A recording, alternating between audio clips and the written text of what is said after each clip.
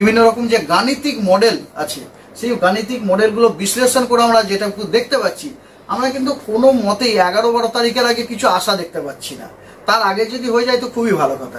এই প্রসঙ্গে একটা ইনফরমেশন আপনাদের জানাতে চাই যে সত্যি কি এরকম ধরনের ব্যাপার আছে যে কেরালাতে অনসেট হয়ে গেলে আমাদের দক্ষিণবঙ্গেও অনসেট তাড়াতাড়ি হবে। এই নিয়ে আপনাদের আমি আমি কিছু তথ্য জোগাড় করেছি, সেই তথ্যগুলি আমি আপনাদের জানাই। দেখুন, 1988 সালে কেরালাতে অনসেট হয়েছিল 24শে মে, দক্ষিণবঙ্গে হয়েছিল 8ই জুন, তার মানে তাড়াতাড়ি হয়েছে।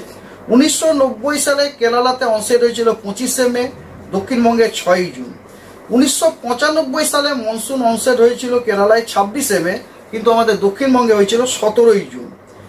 আরও এক্সাম্পল আছে, 2007-এ কেরালাতে 28শে মে হয়েছিল, কিন্তু আমাদের দক্ষিণবঙ্গে হয়েছিল 14ই জুন। 2008-এ তো অন টাইম হয়েছে। 2009 23শে মে আমাদের মনসুন অনসেট হয়েছিল কেরালাতে, কিন্তু দক্ষিণবঙ্গে হয়েছিল 28শে জুন। 2010-এ 31 মেতে হয়েছিল কেরালায় অনসেট, আমাদের দক্ষিণবঙ্গে হয়েছিল 17ই জুন। 2011-তে 29শে মে কেরালায় অনসেট হয়েছিল, কিন্তু আমাদের দক্ষিণবঙ্গে হয়েছিল 14ই জুন। এগুলো সব ডিলে। 2017-তে 30শে মে কেরালায় অনসেট হয়েছিল, দুদিন আগেও আর্লি, কিন্তু আমাদের দক্ষিণবঙ্গে হয়েছিল 15ই জুন। 2018-তে 29শে মে মনসুন অনসেট হয়েছিল এবং আমাদের দক্ষিণবঙ্গে হয়েছিল 22শে জুন। 2024 মানে গত বছর আপনার 30শে মে হয়েছিল কেরালায় অনসেট, আর আমাদের দক্ষিণবঙ্গে হয়েছিল আপনার 21শে জুন।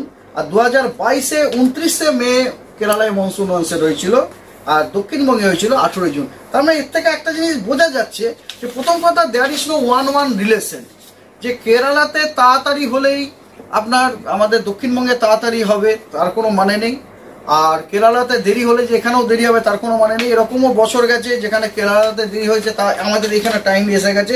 এর মধ্যে কোনো 1-1 রিলেশন নেই। তবে একটা জিনিস আমরা দেখতে পাচ্ছি যে রিসেন্ট টাইমে মানে 2000 পর থেকে যদি আমরা দেখি, মোস্ট অফ দ্য ইয়ারে আমরা দেখতে পাচ্ছি দক্ষিণবঙ্গে কিন্তু মনসুনটা দেরিতে ঢুকছে।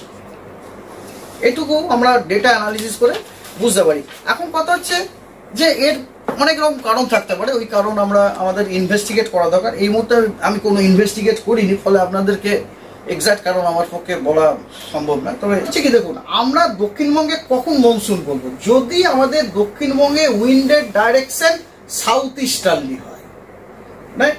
সাউথ ইস্ট থেকে যদি হাওয়াটা আসে, সাউথ যদি আসে, আমরা দক্ষিণবঙ্গে সাউথ ইস্টার্লি উইন্ড পাচ্ছি না। আমরা দক্ষিণবঙ্গে পাচ্ছি উইন্ডটা আইদার ওয়েস্টার্লি অথবা নর্থ ওয়েস্টার্লি পাচ্ছি। সেই কারণে আমরা এটা এবং বুঝতেই পারছেন ওই যে wind that is relatively dryer, শুষ্ক হাওয়া। যে শুষ্ক হাওয়া আসলে কি হবে না, যেটুকু ওয়াটার ভেপার আছে সেটাকেও সে ড্রাই করে দেবে। তো ওই জন্যই আর কি। তা এই যে আপনার হয়তো এটাও ভাবতে পারেন যে এই এত ওয়েস্টার্লিটা কেন হচ্ছে, এর কারণ হচ্ছে কি, ব্যাপারটা হচ্ছে কি যে আমরা তো ভালো করি যে আমাদের এই ল্যাটিটিউডগুলোকে ভাগ করা হয় না, 0 ডিগ্রি থেকে আপনার 23.5 ডিগ্রি পর্যন্ত একটা, 23.5 ডিগ্রি পরে একটা। এই যে এক্সট্রা ট্রপিক্যাল ল্যাটিটিউডে একরকম অ্যাক্টিভিটিস থাকে, সেগুলোকে বলে ওয়েস্টার্লি অ্যাক্টিভিটিস। ওয়েস্টার্লি অ্যাক্টিভিটিস অনেক সময় এরকম ওয়েভগুলো যায়, সেই ওয়েভগুলো যায়, তাদের যদি তাদের অ্যাকচুয়ালি এই সময়টাতে না কি হয় বলুন তো দেখি, মিড ল্যাটিটিউড ওয়েস্টার্লির একটা আমাদের সার্কুলেশন প্যাটার্ন থাকে, আর একটা থাকে আমাদের ট্রপিক্যাল মনসুন প্যাটার্ন থাকে। এবারে যদি অনেক সময় হয়ে যায় যে মিড ল্যাটিটিউড ওয়েস্টার্লির সার্কুলেশন প্যাটার্ন এতই ধরুন স্ট্রং, যেটা আপনার ট্রপিক্যাল মনসুন সার্কুলেশনটাকে অনেক সময় ডমিনেট করে ফেলে। এখন সেই জিনিসটাই হয়েছে আর কি, যে মিড ল্যাটিটিউড ওয়েস্টার্লিটা অনেক সাউথ পর্যন্ত নেমে গেছে, এবং তার ফলে আমাদের দক্ষিণবঙ্গে আমরা আপনার নর্থ ওয়েস্টার্লি উইন্ড বা ওয়েস্টার্লি উইন্ড পাচ্ছি instead of south easterly or southerly, as a result of which আমরা মনসুনটা এখন পাচ্ছি না। যতক্ষণ না পর্যন্ত এটা অ্যাবেট হচ্ছে ততক্ষণ পর্যন্ত মনসুন আসার সম্ভাবনাটা নেই।